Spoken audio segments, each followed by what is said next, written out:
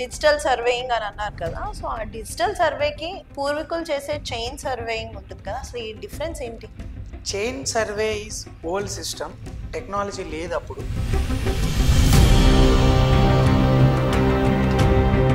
Satellites ఎప్పుడైతే మనకు connect అవ్వడం అలవాటైందో ఇవంతా కూడా ఇప్పుడు డిజిటలైజేషన్ అనేది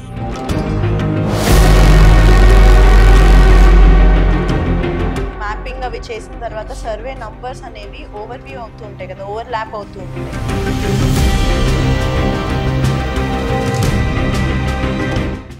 ఏ విలేజ్ మ్యాప్లో కానీ ఒకటి నుంచి ఒకటి ఓవర్లాప్ లేదు, ఏ టీపన్లో కానీ ఓవర్లాప్ లేదు, దేనికి దానికి సపరేట్ చేయబడింది.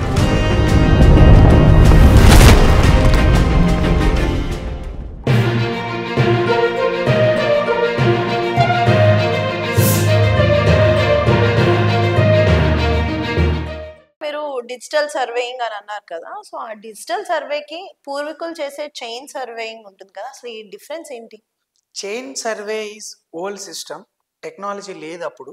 కాబట్టి వాళ్ళు ఈ టోటల్ ఏరియాని, టోటల్ ల్యాండ్ని, సింపుల్ చెప్పాలంటే ఒకప్పుడు చైనే ఉండేది, దాని తర్వాత టేప్స్ వచ్చాయి. అవును. సో ఆ టైంలో చైన్ ఉంది కాబట్టి చైన్ తోటి సర్వే చేశారు. దాని తర్వాత అదే దీన్ని టేప్తో కూడా చేయొచ్చు. కానీ ఇప్పుడు ఉన్నది ఏంటంటే కొన్ని ఫ్యాబ్రిక్స్, కొన్ని ఎలాస్టిక్, ఇలాంటివి కొన్ని ఉన్నాయి కాబట్టి సాగుదల ఉంటుంది.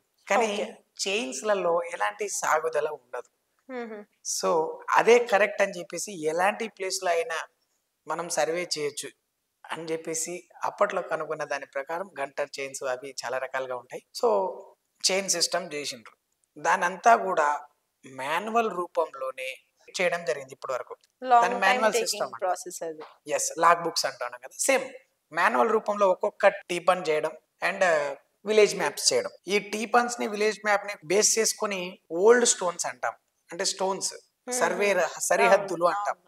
ఆ సరిహద్దులను కూడా సెట్ చేయడం జరిగింది అనమాట ఆనాటి కాలంలోనే, నిజాం కాలంలో. ఓకే. సో పోను పోను కాలానుగుణంగా ఇప్పుడు టెక్నాలజీ మారింది. ఫస్ట్ ఆటో లెవెల్స్ వచ్చాయి, డంపీ లెవెల్స్ వచ్చాయి, తర్వాత రేట్ వచ్చింది, తర్వాత టోటల్ స్టేషన్ వచ్చింది, డీజీపీఎస్ వచ్చింది, ఇప్పుడు డ్రోన్స్ వచ్చాయి, డ్రోన్ కి మించి లైడార్స్ వచ్చాయి, ఇంకా రకరకాలుగా ఇంకా అప్డేట్ పెరిగిపోతా ఉంది. సో ఈ కాలానుగుణంగా ఇవన్నీ కూడా ఏంటంటే శాటిలైట్స్ ఎప్పుడైతే మనకు కనెక్ట్ అవ్వడం అలవాటైందో ఇవంతా కూడా ఇప్పుడు డిజిటలైజేషన్ అనేది కొత్త సిస్టమ్ ఏం కాదు. చెప్పాలంటే శాటిలైట్ ని కనెక్ట్ చేస్తూ, ఈ శాటిలైట్ సిస్టమ్ మనం బేసిక్ గా రెగ్యులర్ గా వాడే వస్తువులలో మీరు గమనించకపోవచ్చు, రెగ్యులర్ వాడే వస్తువులలో ఉంటుంది. సింపుల్ గా చెప్పాలంటే ఒక మొబైల్ వితౌట్ శాటిలైట్ వర్క్ చేయదు. సో శాటిలైట్ ద్వారా వర్క్ చేస్తుంది. సెకండ్ థింగ్, ఇదే ఏవైతే మిషనరీస్ ఎక్విప్మెంట్స్ అంటామో, ఈటీఎస్ కానీ అంటే డీజీపీఎస్ కానీ డ్రోన్స్ కానీ ఇవన్నీ కూడా శాటిలైట్ సిస్టమ్ తోటి కనెక్ట్ చేస్తారు. అవి కూడా శాటిలైట్ తోటే వర్క్ చేస్తాయి, same as it is. And ఈ శాటిలైట్ ని మనం మొబైల్ ఎలా చేస్తాము, గ్రౌండ్ మీద ప్రతి ఒక్క పిన్ పాయింట్ లో శాటిలైట్ కనెక్షన్ ఉంటుంది. ఓకే. ఇప్పుడు గ్రౌండ్ ఉంది, మొబైల్ ఉంది, ఆ ఎక్విప్మెంట్స్ ఉన్నాయి. అండ్ ఏదైతే మనం ల్యాప్టాప్స్ అంటే సాఫ్ట్వేర్స్ ఎక్కడైనా మనం బేసిక్గా డెస్క్టాప్ లో కానీ ల్యాప్టాప్స్ లలో వాడతాం. సో ఈ సాఫ్ట్వేర్స్ కూడా శాటిలైట్ కనెక్టెడ్ సాఫ్ట్వేర్స్. చాలా మందికి అర్థం అవుతుంది అది ఎందుకు ఏంటో అనుకుంటారు.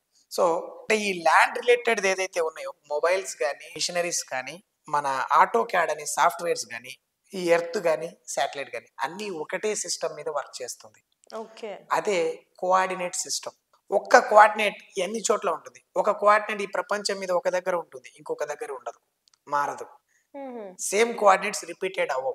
ఈ సిస్టమ్ నే డిజిటలైజేషన్ అంటాం. డిజిటల్ గా ఇవన్నీ కూడా కనెక్ట్ అవుతాయి కాబట్టి ఈజీ వేలో అందరికీ అర్థమయ్యేటటువంటి మార్గంలో వన్ టైం సొల్యూషన్ ఇవ్వడం, రిపీటెడ్ గా మళ్ళా చేయాల్సిన అవసరం లేదు. అందువల్ల ఈ డిజిటలైజేషన్ అనేది అన్ని స్టేట్లలో బాగా వర్కౌట్ అయింది, మన దగ్గర చాలా స్లో ఉంది. ఓకే. మ్యాపింగ్ అవి చేసిన తర్వాత సర్వే నంబర్స్ అనేవి ఓవర్ వ్యూ అవుతూ ఉంటాయి కదా, ఓవర్ ల్యాప్ అవుతూ ఉంటాయి. అలాంటి సిచ్యువేషన్ లో దాన్ని మీరు ఎలా, అంటే ఆ ప్రాబ్లమ్ ఎలా సాల్వ్ చేస్తారు? మీరు అన్నట్టు కరెక్ట్ మేడం, ఓవర్ ల్యాప్స్ ఉన్నాయి. అది ఎక్కడ ఉన్నది? గ్రౌండ్ మీద ఉన్నది. అంటే మ్యాప్స్ లో ఎక్కడ కూడా ఓవర్ ల్యాప్స్ లేవు. ఓకే. ఏ విలేజ్ మ్యాప్ లో కానీ ఒకటి నుంచి ఒకటి ఓవర్ ల్యాప్ లేదు, ఏ టీపన్ లో కానీ ఓవర్ ల్యాప్ లేదు, దేనికి దానికి సపరేట్ చేయబడింది.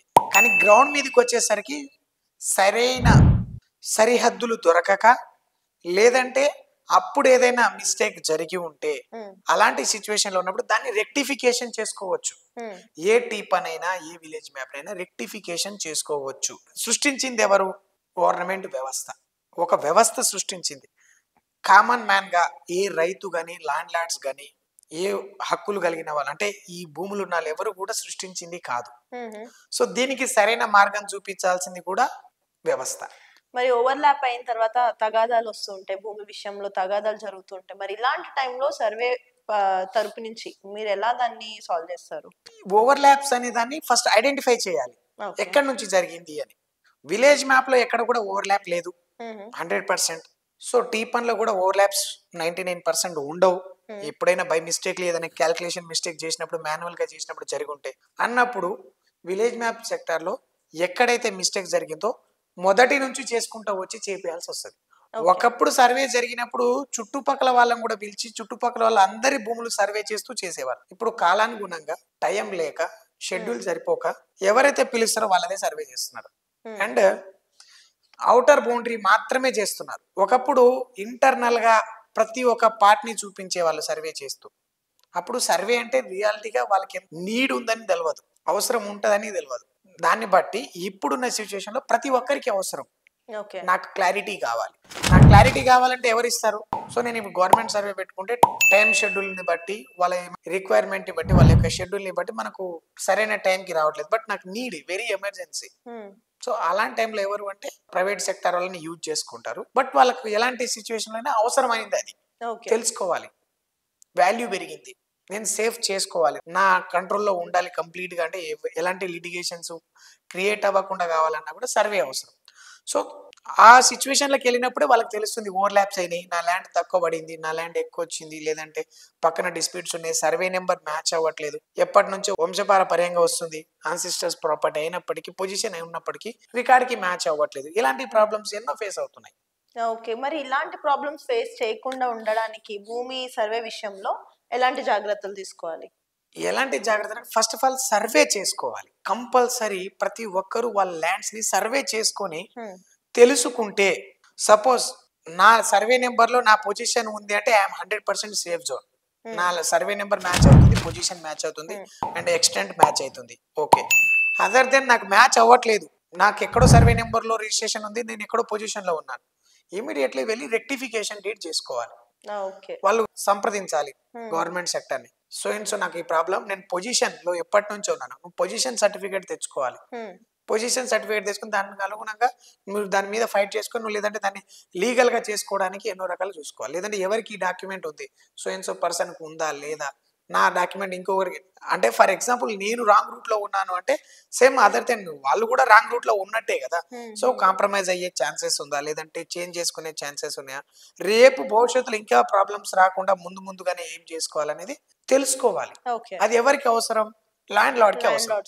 సో వ్యవస్థకి ఎలాంటి అవసరం లేదు, ఆయన ఎక్కడున్నా ఆయన రిక్వెస్ట్ పెట్టుకుంటేనే వచ్చి చూస్తున్నారే కానీ ఎక్కడ అది కరెక్ట్ ఉన్నారు గైడ్ లైన్స్ ఇవ్వడం, లేదంటే వాళ్ళకి ముందుగానే ఇంటిమేషన్ ఇవ్వడం ఎవరు చేయట్లేదు కదా, వాళ్ళకి అవసరం లేదు కూడా.